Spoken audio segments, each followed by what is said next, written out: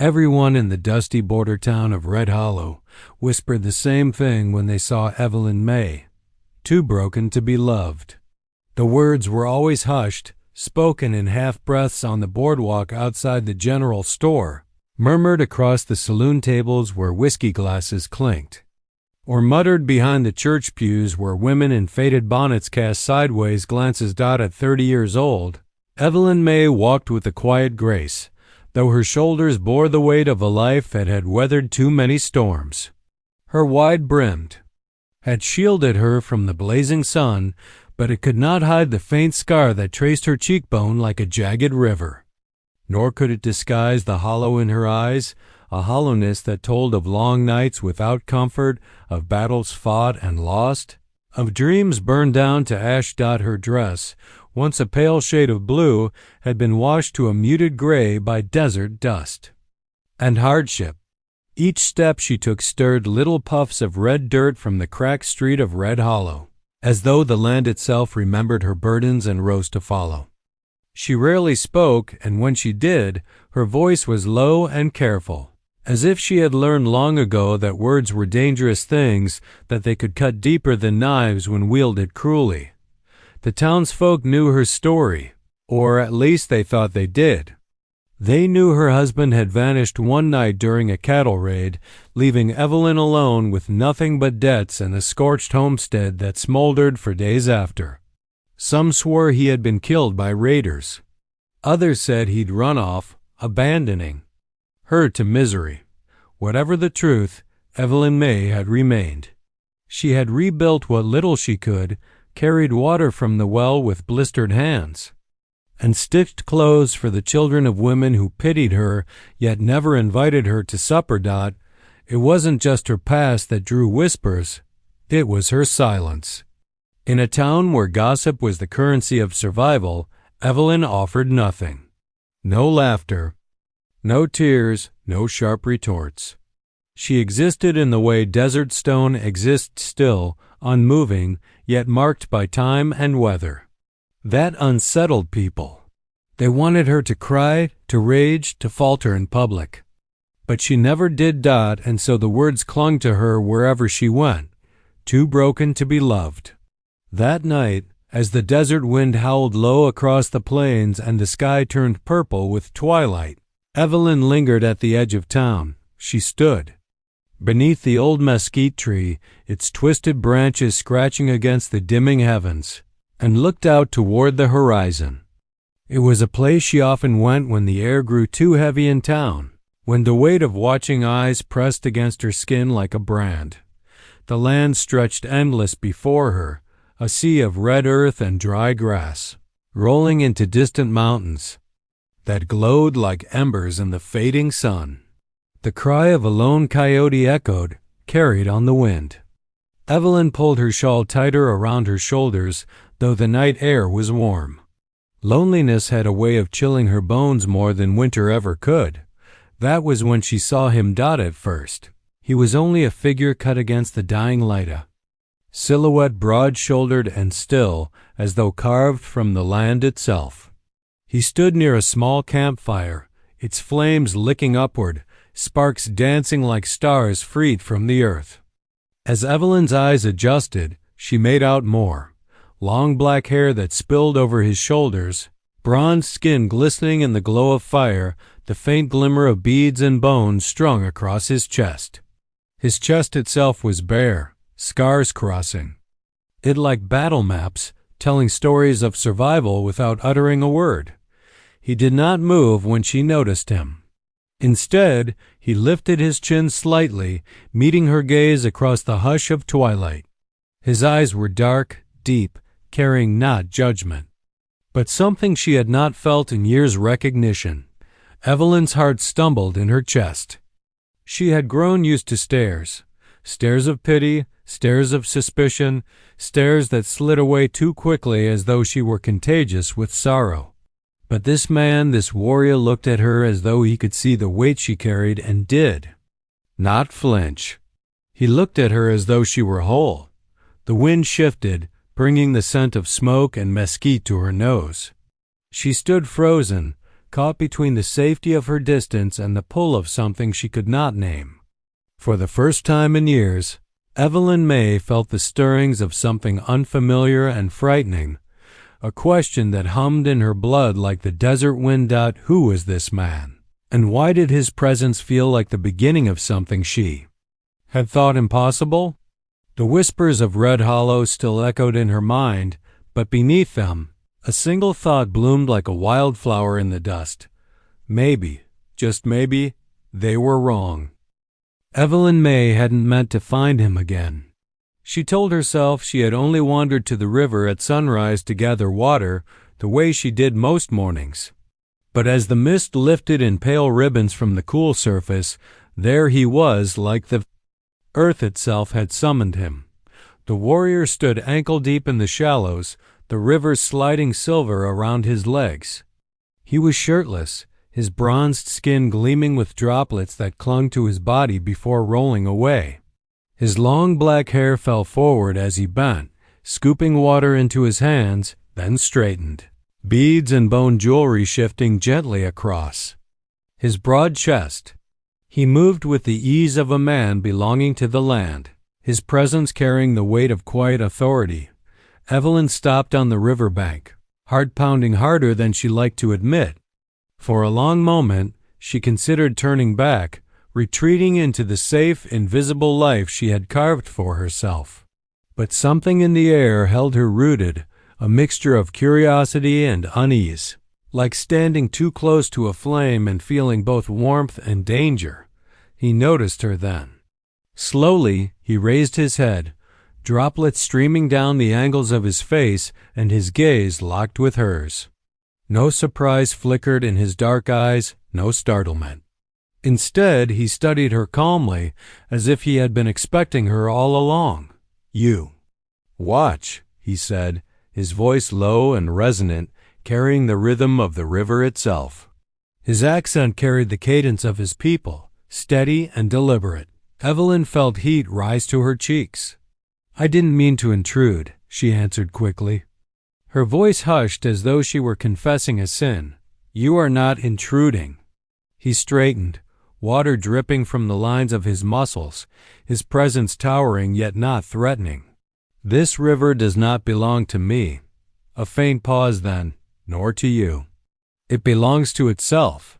She didn't know why, but his words struck something inside her.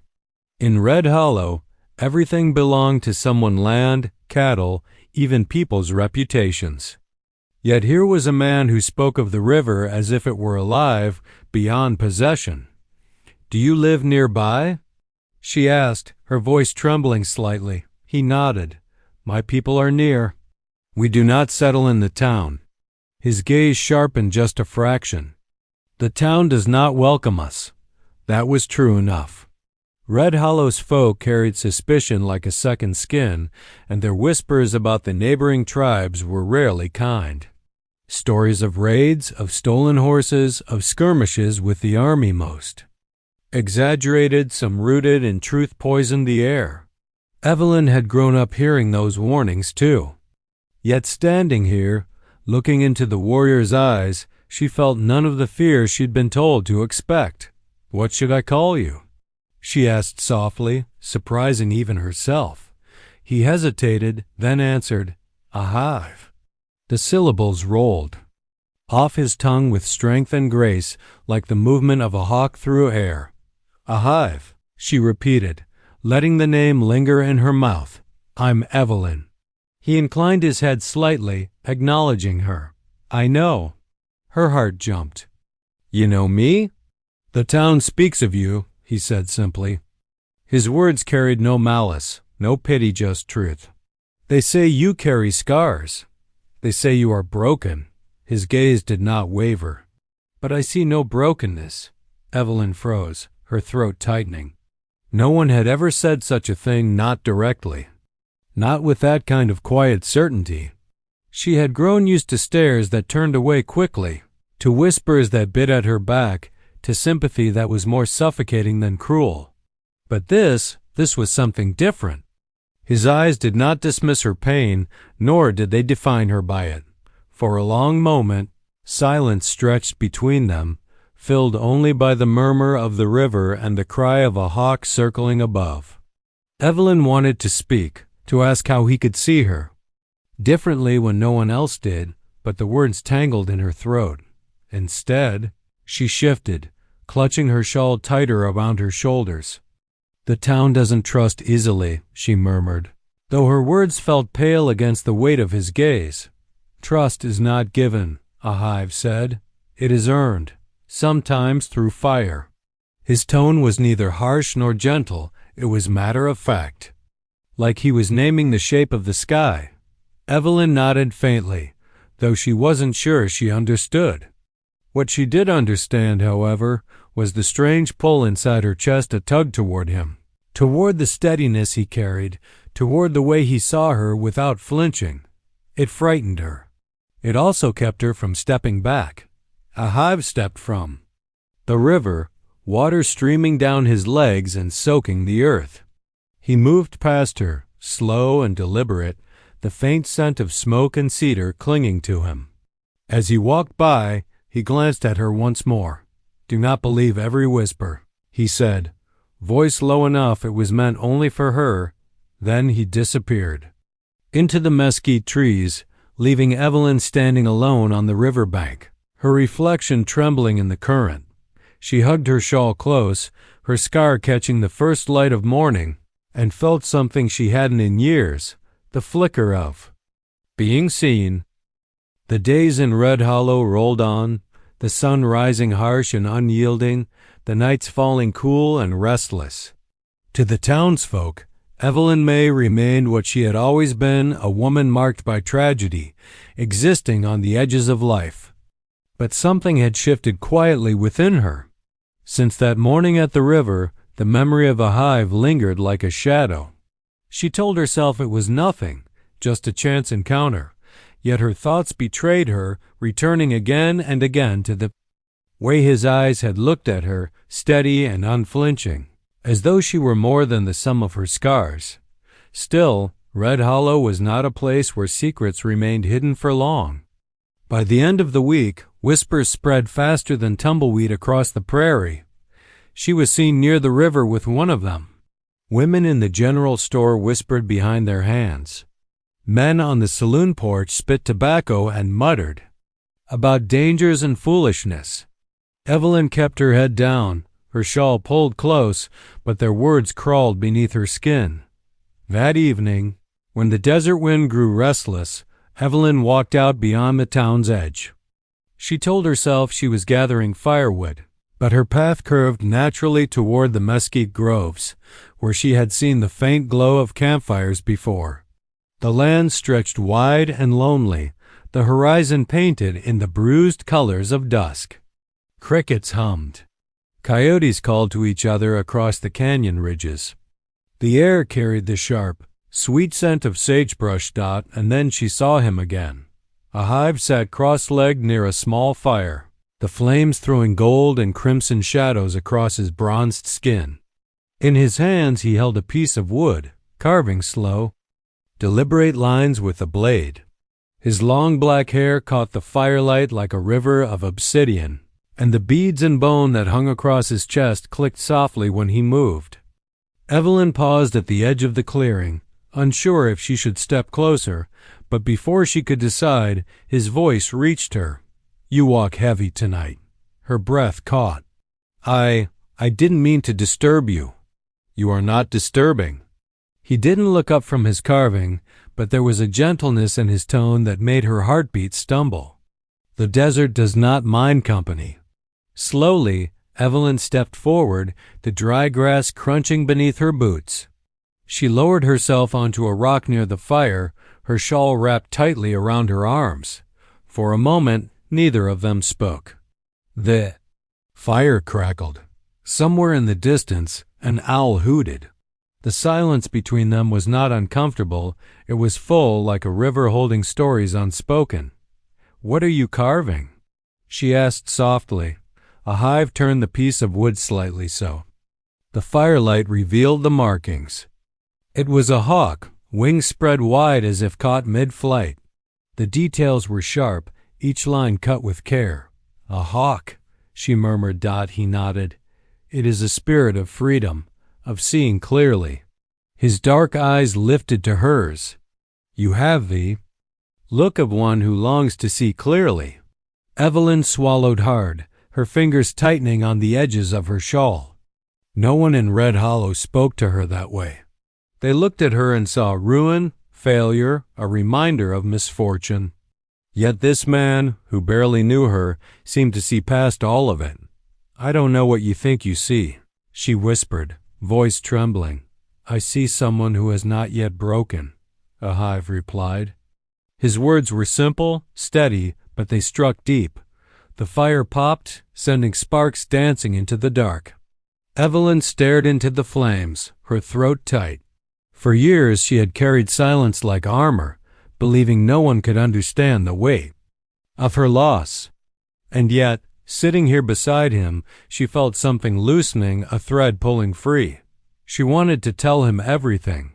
The husband who had left and never returned, the fire that had swallowed her homestead, the nights when loneliness pressed so heavy she thought her heart might stop. But the words tangled inside her. All she managed was, "They say I am too broken." Ahib's eyes softened, and he set the carving aside.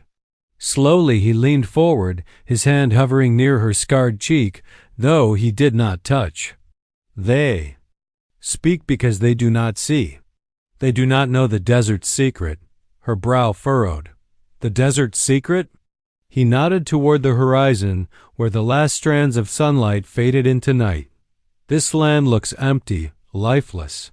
But beneath the dust, roots run deep. Flowers wait for rain. Even when burned, life returns. The desert teaches us that nothing is ever truly gone." Evelyn felt her throat ache, tears pricking the corners of her eyes. His words wrapped around her heart like a balm she hadn't known she needed. For the first time in years, she allowed herself to believe, just for a breath, that perhaps she was not as ruined as the town had made her out to be. The firelight flickered across Ahib's face, casting shadows that made him look both fierce and tender. Evelyn held his gaze, and in that stillness, something shifted. The desert wind swept through the clearing, rustling the mesquite branches, carrying with it the unspoken truth that her life, so long bound by silence and sorrow, was no longer hers alone to carry. The night Red Hollow burned red against the horizon. Evelyn Mae thought the sky itself had caught fire. At first, she believed it was another one of her nightmares, the kind that pulled her awake drenched in sweat, her husband's voice echoing in the dark. But when the shouts reached her ears and the acrid scent of smoke curled into the wind, she knew this was no dream. Bandits. They swept down from the ridges like shadows carried on horseback, torches blazing, gunshots splitting the fuzz. Night. Evelyn's first instinct was the same one that had kept her alive all these years. Hide. She crouched low on the edge of her porch, clutching her shawl like it could shield her, her body trembling with the fear she had long ago made peace with. She had lost before. She knew what fire could take.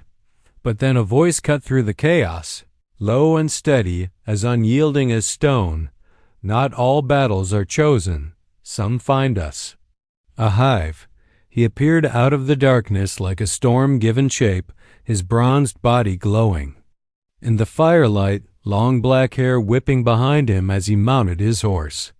The tribal jewelry across his chest gleamed with each movement, bone and beads flashing like talismans of courage. Without hesitation, he charged toward the flames. His rifle raised, his cry carrying across the burning night. Evelyn's heart hammered.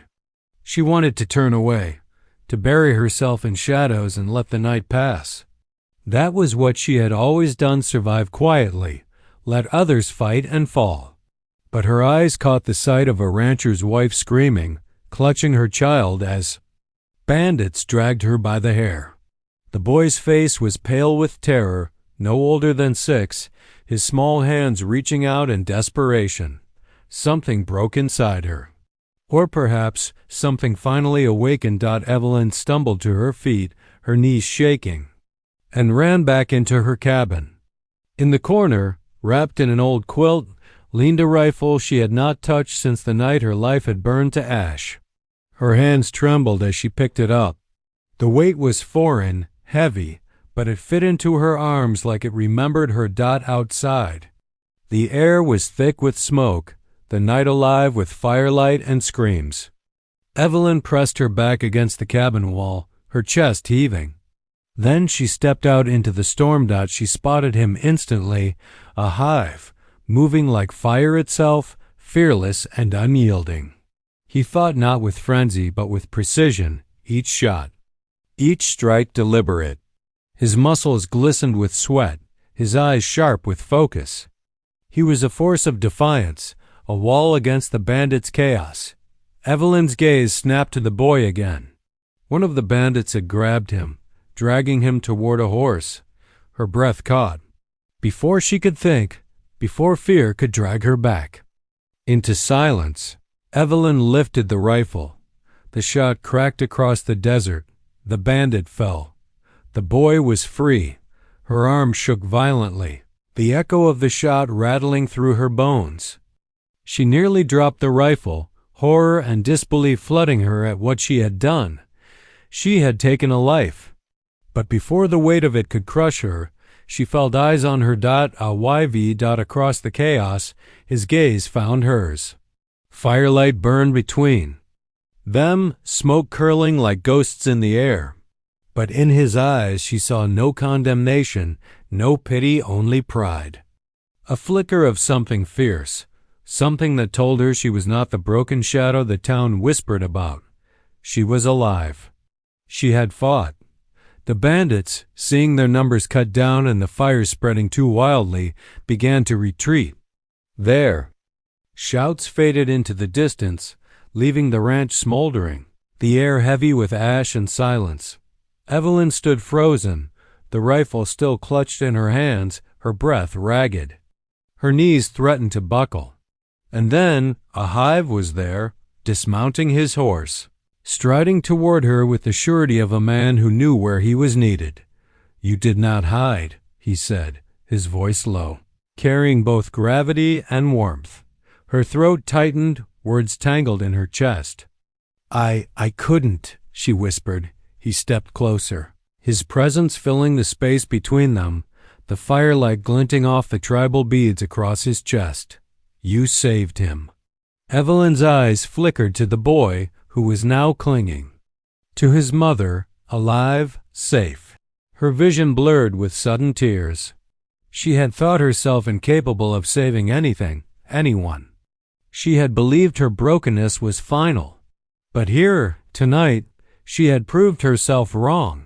And as Ahiv's eyes held hers, steady and unyielding, Evelyn felt a new ember stir within her chest, small, fragile, but alive. Perhaps her life was not yet ash. Perhaps, like the desert itself, there was still something waiting to bloom beneath the ruin. The town of Red Hollow had always been a place of half-spoken truths and quick judgments, where whispers carried faster than the desert wind. By morning, news of the ranch raid spread like wildfire, and so did the tales of who had fought back.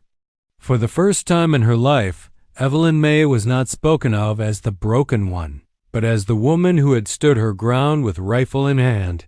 She felt the weight of stares the moment she walked into the general store that morning. Her shawl was wrapped tightly around her, but it could not hide the faint streaks of soot clinging to her dress, nor the hollow exhaustion in her eyes. Behind her, a hive followed in silence, his towering frame impossible to miss. He carried himself with a calm dignity, but the sight of a native warrior walking openly into town drew eyes like sparks to kindling. The room grew quiet. A man near the barrels of flour shifted uneasily, his jaw tightening as he spat into a tin can. Two women by the counter whispered sharply to each other, their glances darting from Evelyn to a hive with a mix of fear and suspicion. Evelyn swallowed hard. She had known this was coming, but it didn't make it easier. For years she had been the town's quiet shame, the woman whispered about for scars and sorrow, the one they had decided was too damaged to belong. And now here she stood beside a man they could not understand, a man whose very presence unsettled the fragile order of things. "Morning, Miss May," said Mr. Cartwright, the storekeeper, his voice clipped but polite. "Heard you fought like a storm last night." His eyes flicked to a hive, then quickly back to her. "You all right?" Evelyn nodded. "I'm alive, thanks to him." Her voice carried across the room, steady and firm. She wanted them all to hear it. "He saved my life, saved a boy's life too." A murmur rippled through the store. Some faces softened, others hardened. A hive said nothing. His dark eyes swept the room once, lingering on no one, though he could feel the weight of their judgment. He was used to it. Suspicion was a familiar cloak in towns like this. What mattered was not the whispers of strangers, but the truth of what had happened. Fire, bullets, blood, and a choice to protect instead of destroy. Evelyn gathered supplies quickly: flour, salt, bandages, aware of every pair of eyes on her. When she reached for the last sack of beans, a voice cut through the air. "Don't see why we ought to thank a savage for doing what wasn't his business," sneered Thomas Rayner, a ranch hand with a habit of cruelty. He leaned against a post, his arms crossed, a smirk tugging at his lips. Maybe he was just protecting what he plans to take. The words struck like a lash. Evelyn froze, her hands trembling slightly as she clutched the sack. Shame and anger warred inside her, old wounds stirring at the venom in his tone. Before she could speak, a hive moved. Not with violence, but with a quiet strength that commanded attention. He stepped forward, his shadow falling across the floorboards, his long black hair catching the morning light through the window. He looked at Rayner, not with rage, but with a steady, unflinching gaze that made the man's smirk falter. "I take nothing," a hive said, his voice low but clear. "I protect, that is all." The room fell silent. The simplicity of his words, their undeniable truth, carried more weight than anger ever could. Evelyn felt something shift inside her chest, a flicker of pride, of belonging, of defiance against the voices that had caged her for so long. For once, she was not standing alone. She turned to Rayner, her voice steady as she said, "Maybe you ought to think twice before insulting the man who kept your town from burning." Rayner's jaw worked, but no words came. He turned sharply and stormed out, the door slamming behind him. The silence that followed was different now. Heavy still, but tinged with something else: respect, or at least the beginnings of it. Evelyn and a hive left the store together, their steps echoing on the wooden boards. Outside, the morning sun burned away the last wisps of night smoke, painting the sky in hues of gold and promise. For the first time in years, Evelyn felt the faint stirrings of something she had long thought lost. Not just survival, not just endurance. Hope. And as she walked beside the warrior who had given her that gift, she realized the townsfolk could whisper all they wanted. She was no longer broken. She was becoming whole. The town had a way of keeping score: whispers carried faster than bullets, and Evelyn Mae knew that by nightfall, every soul in Hollow Creek would know she'd walked into the general store with a hive at her side. But as she stepped back into the dry, sun-scorched street, sack of beans clutched to her chest, she realized something had shifted. For the first time in years, she hadn't cowered. She hadn't begged. She had stood tall, and beside her stood a man who had made the whole town fall silent without firing a shot. The silence followed them out of the store.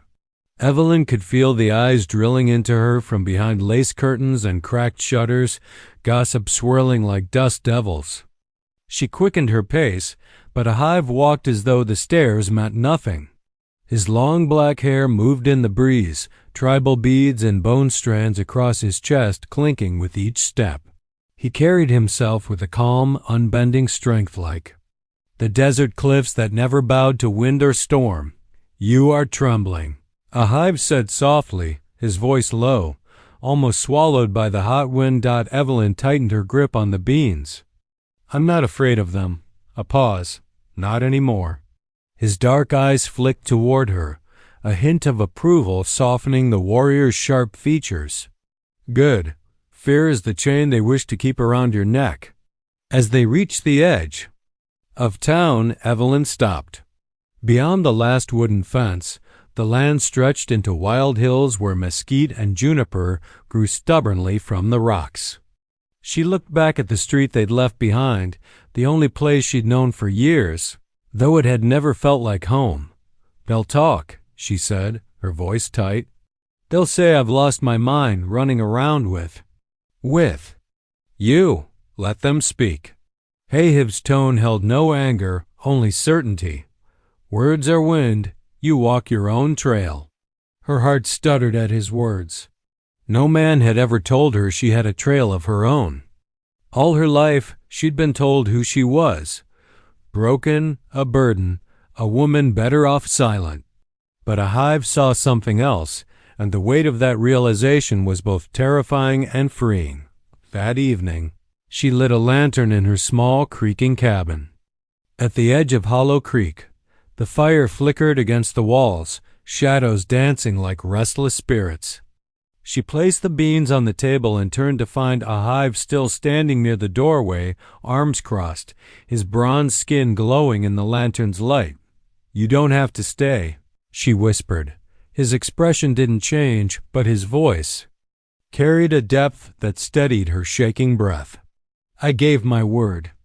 Until your spirit no longer bends beneath their cruelty, I will walk beside you." The words broke something inside her, a dam she hadn't realized she was holding back. Tears stung her eyes, but she turned away quickly, ashamed of how raw she felt. "Everyone says I'm too broken to be loved," she said quietly, almost to herself. A hive stepped forward, each movement deliberate, the beads across his chest whispering against his skin. He stopped just close enough that she could feel the warmth radiating from him. "The earth breaks beneath the storm," he said, his voice low and steady. "But still, grass grows. Still, rivers carve their way through stone. Broken does not mean worthless." Her breath caught. No one had ever spoken to her like that, not with pity, not with mockery, but with reverence, as though her survival itself was something powerful. Outside, coyotes howled in the distance, their cries carrying over the dark hills. Evelyn closed her eyes, listening, and for the first time she felt less alone in the sound. When she opened them again, a hive had set down his rifle and taken a seat near the fire, as though he belonged there, as though her lonely cabin was no longer hollow. Night stretched long, and in the silence between them, something began to shift. Not romance, not yet, but something deeper, a recognition of shared wounds and unspoken strength. Evelyn sat across from him, her scar catching the lantern light, her heart strangely calm. She realized then, maybe the town was right, maybe she was broken. But sitting across from a warrior who carried his scars like medals of survival, she thought, maybe broken could still be beautiful. And for the first time in years, Evelyn Mae didn't dread the dawn. The storm had passed by dawn, leaving the prairie washed in gold. Rainwater shimmered in shallow pools across the land, and the air smelled of sage and damp earth. Evelyn Mae stood at the cabin's doorway, her shawl wrapped loosely over her shoulders, watching as mist curled over the horizon like a veil hiding the future. Behind her, the fire crackled softly, but her heart pounded harder than any storm could.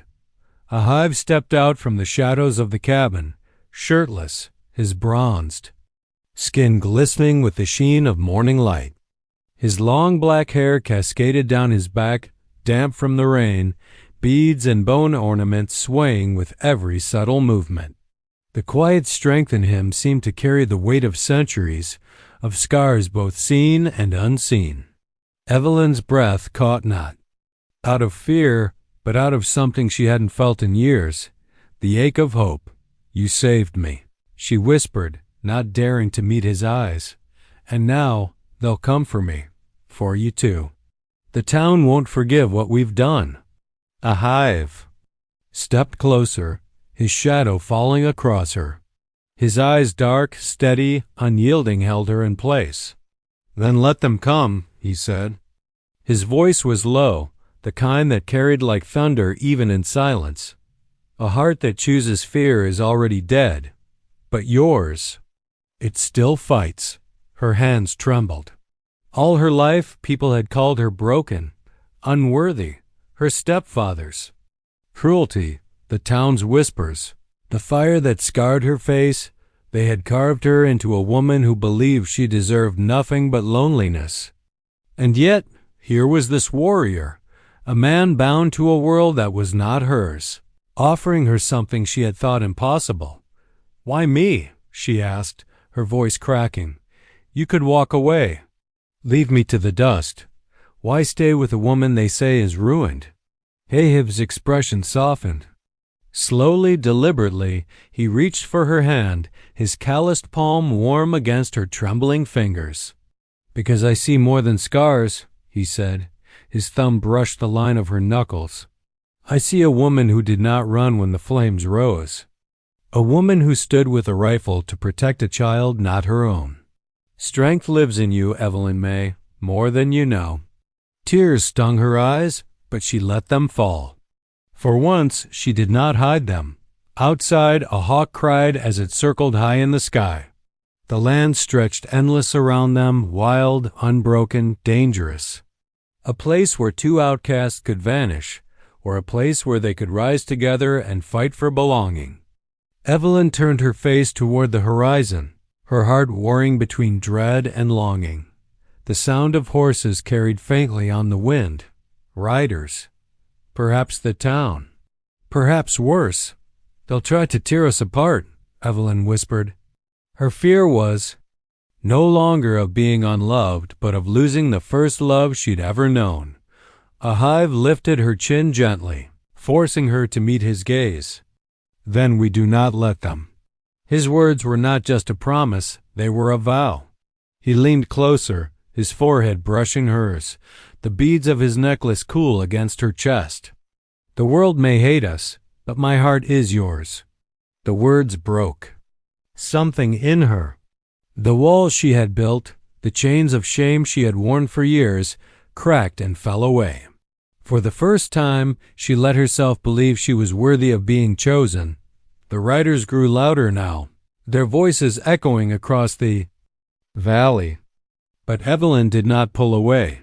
She pressed closer, her scarred cheek against the warmth of his chest, her fingers clutching his arm as if it were the only anchor she had in the storm of her life. "Then let them come," she said, echoing his words, "because I'd rather face them with you than spend another day alone." The first figures appeared over the ridge cowboys, rifles gleaming in the sun, anger etched on their faces. Yet, standing at the cabin's doorway, Evelyn and a hive looked unbroken. The world might call her ruined. The town might brand him an enemy. But together, they were something stronger, two souls defying the weight of a world that wanted them apart. And as the riders thundered closer, Evelyn knew one truth. She had found her heart's home, not in a place, but in the arms of a warrior who refused to let her believe she was anything less than whole.